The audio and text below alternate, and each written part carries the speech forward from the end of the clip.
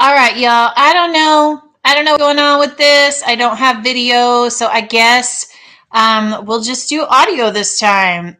I cannot figure out what is going on with my video.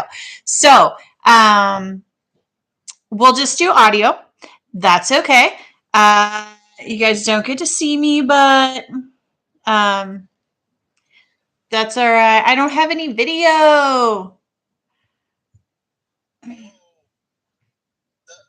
The webcam is in the. No, but why can't I use my computer camera?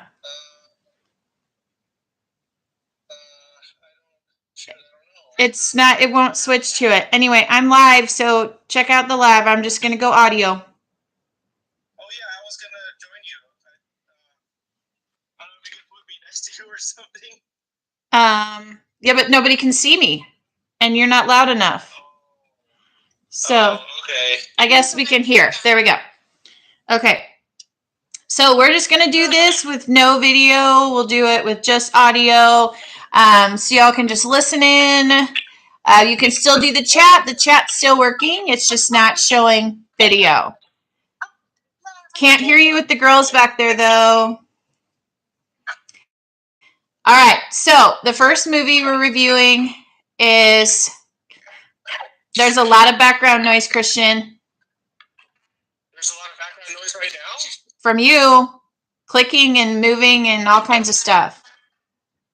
What about right now? It's better. All right. So the first movie we're reviewing is Boys from County Hell from 2020. So this one was. See, there's a lot of background noise. What's going on? I don't know what's happening. I don't know. It's better now. Okay. It's just, I don't know, any bit of movement, or maybe it's me talking and it's clicking. I think my speaker output is going into the microphone, so it's just feedback. Yeah. Okay, well, we'll try to get through it. All right, so Boys from County Hell 2020. So this was kind of Christian's genre. You want to talk about, oh, there's video. The video popped on. Okay. Finally. Yeah, so here he is. All right, so go ahead and you talk about this one, since this is kind of your type of movie.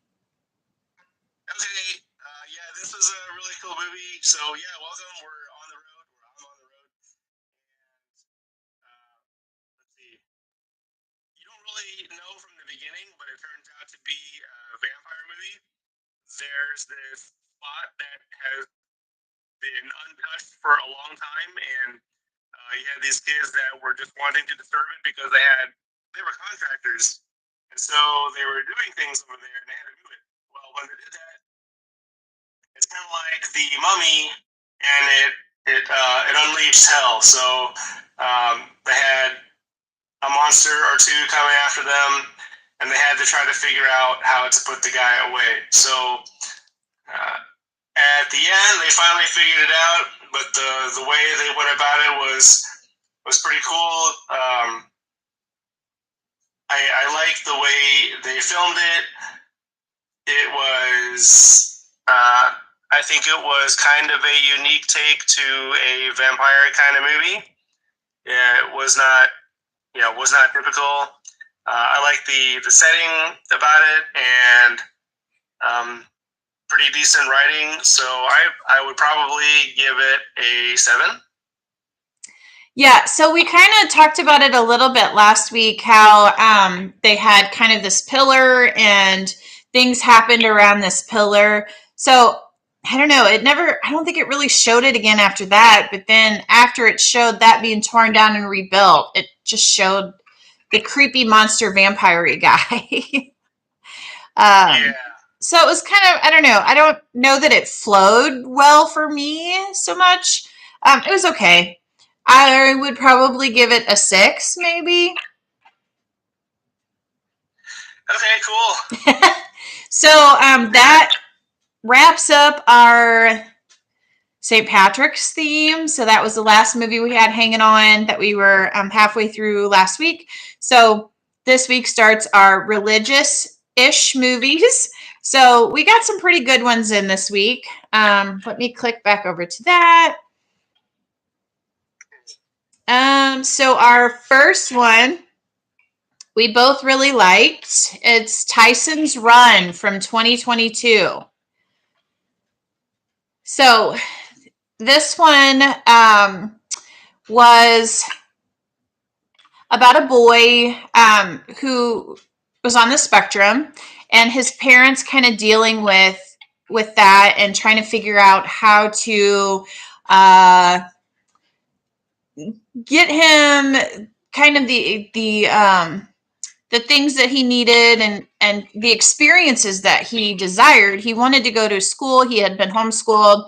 He told his parents he wanted to go to school. He wanted to experience all the things. So they were hesitant about it.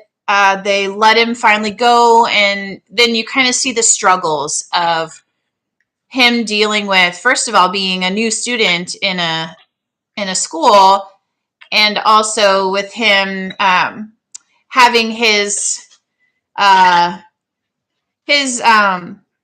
no, how you describe it.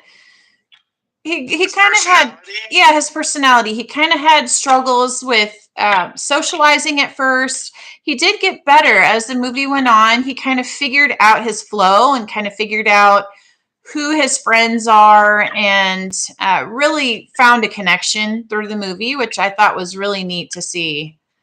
What do you say? Yeah, I think one of the cooler parts of the movie was he made a friend, Akilu or something. Yeah, and so he saw him for who he was and befriended him, and so that was really cool throughout. And he had a bit of history that the parents had to deal with, but there was some growth there as well. But I think the coolest part was in the beginning, the dad was very detached from the family. Yeah. And he finally understood his role and as a father, and understood that he didn't realize what he had in front of him, that whole time. And he had a pretty cool bonding experience with his son as he went on that marathon, which is pretty crazy. So the kid was determined. Whatever he wanted to do, he just did it.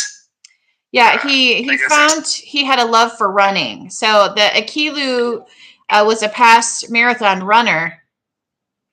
And so he kind of trained him and taught him all the ins and outs of running and how to breathe and how to work through all of that. So he realized that he really had a passion for running, and that's what he kind of wanted to do. So Akilu enabled him in that and kind of taught him how to do it safely and properly so that he could make it through the race. So it was neat to kind of see him excel in something that didn't seem like it would be a typical thing for him specifically, because he just wasn't athletic. He wasn't really involved in any sports previously. He had no history of running, anything like that. And he just literally ran with it and did really well. Yeah, it was neat to see the family come together in the end. Yeah. So I'd probably give it a 7.5. I'd probably give it an 8. I thought it was really well done. I thought it was good. I liked, I really liked the ending. I thought it was a really good movie. Yep. So check that. Yep.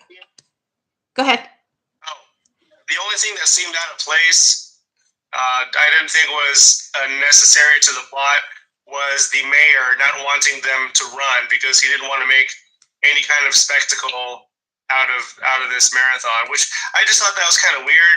Yeah. Because I think as the mayor, if the kid wasn't going to do well, then nobody's going to talk about him. And if the kid did really well, he's going to be highly praised. So I think it's a win-win. Either way. Publicity standpoint. Yeah. For whatever reason, he just didn't want it happening.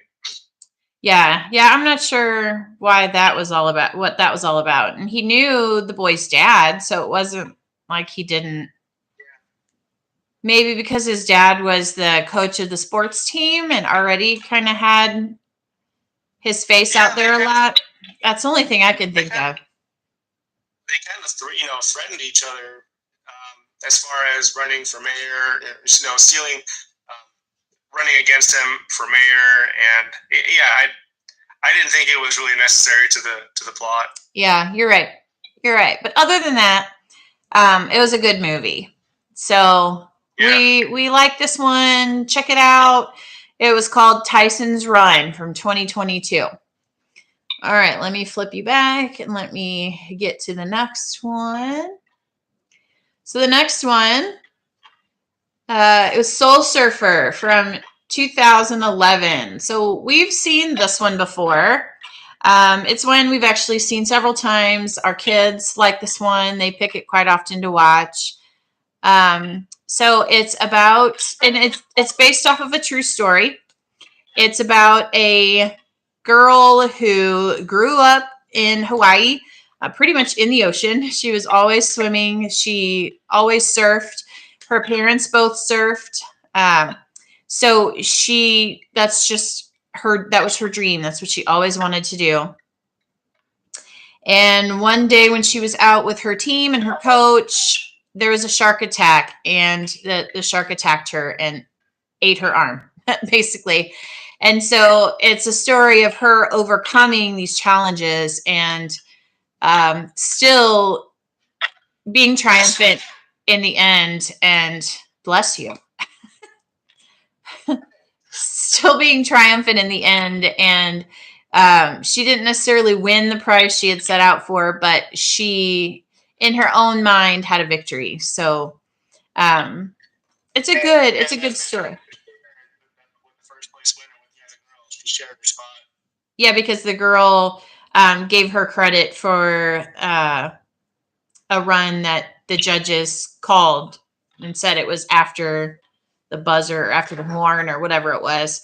So they didn't call it, but go ahead. And she was the only one that went after it and saw that there was something there.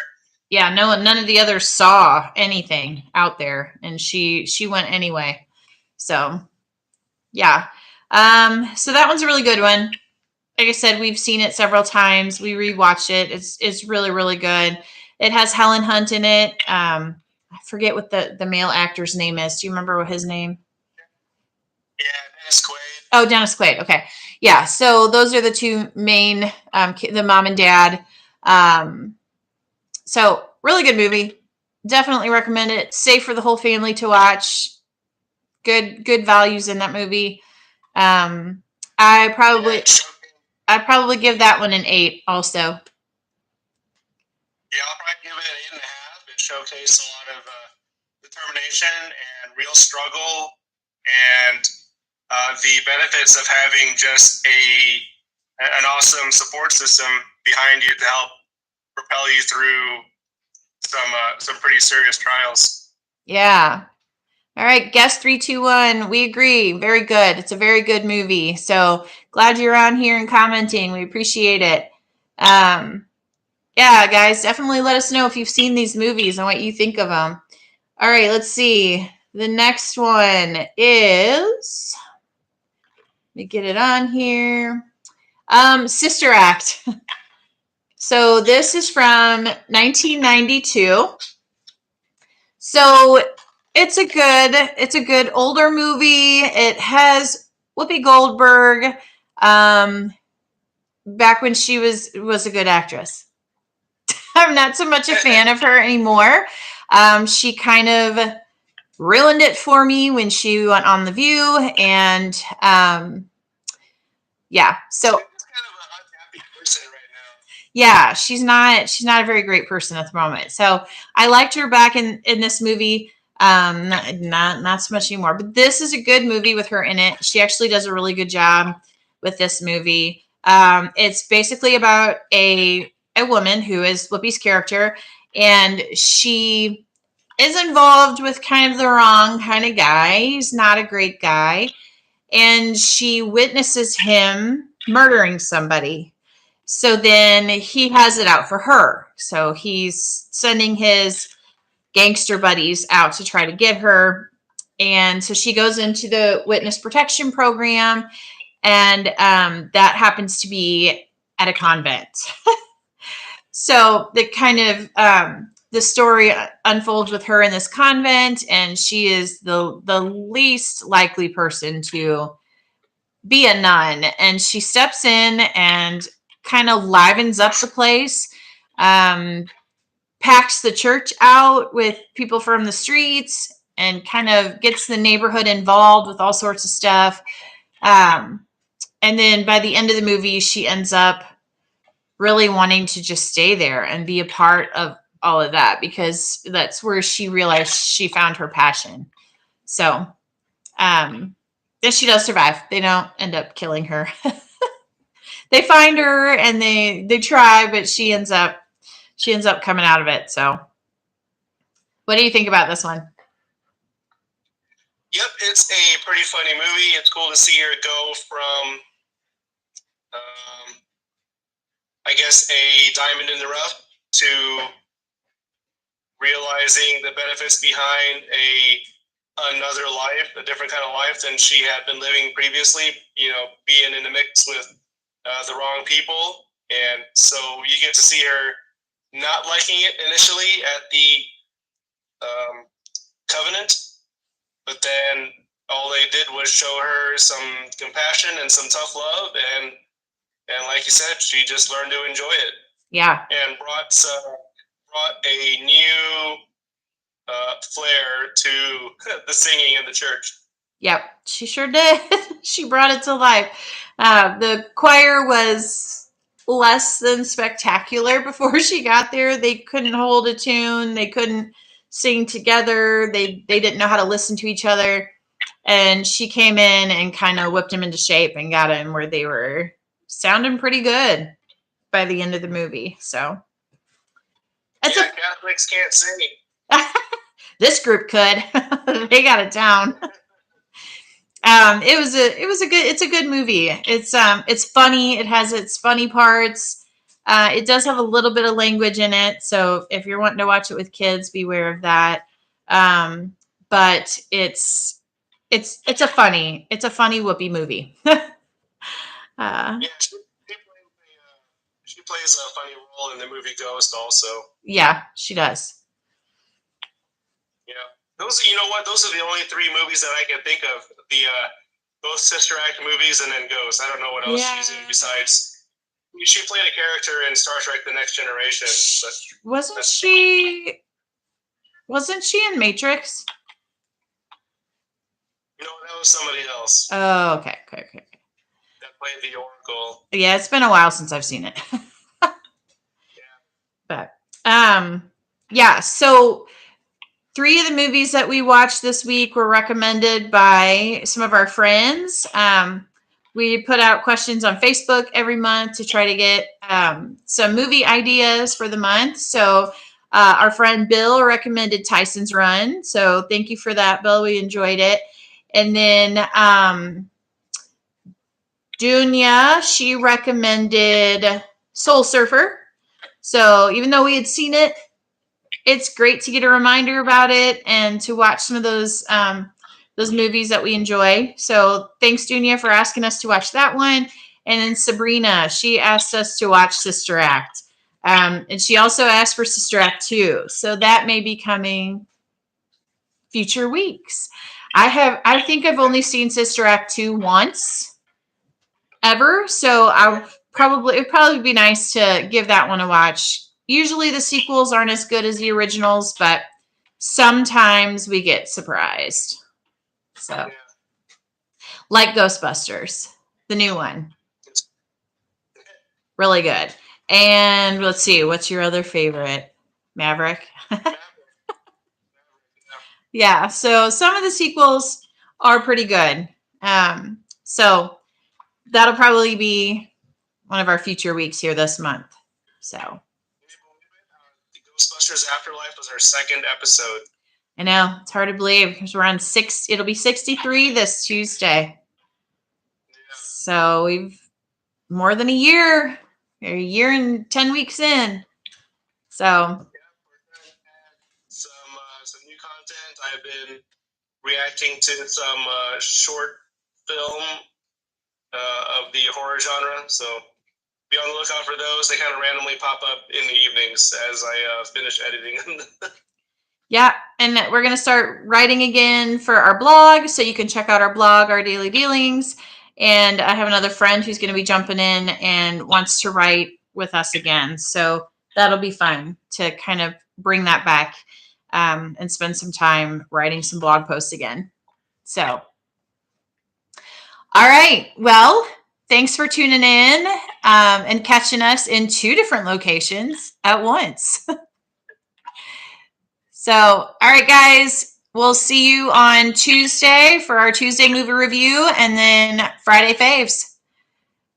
Check you later. Next time. Bye. End live stream.